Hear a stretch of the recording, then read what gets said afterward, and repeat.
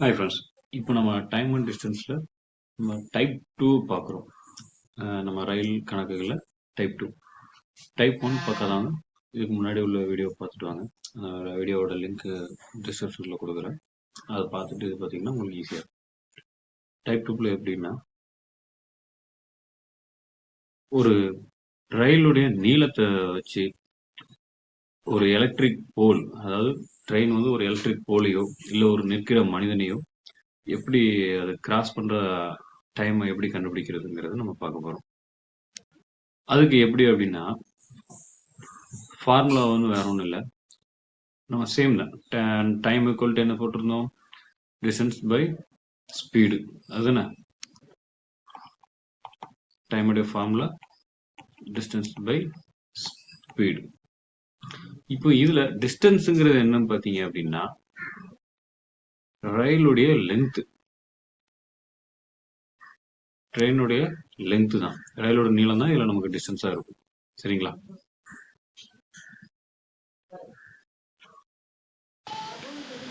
இப்போ இதுல என்னன்னு பார்த்தீங்கன்னா, அந்த எலக்ட்ரிக் போல கறக்கணும். அப்போ 160 மீட்டர். ஸ்பீட் வந்து என்ன போயிட்டு இருக்கு, 48 கிலோமீட்டர். இப்போ இந்த கிலோமீட்டர் வந்து நம்ம மீட்டரா மாற்றணும் இல்லையா?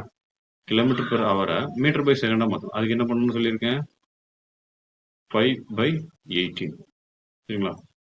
5/18 சிம்பிளிஃபை பண்ணுங்க, 160/48.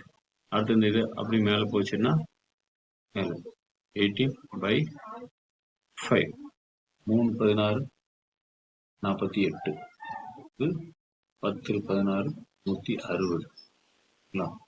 அடுத்தது 1 3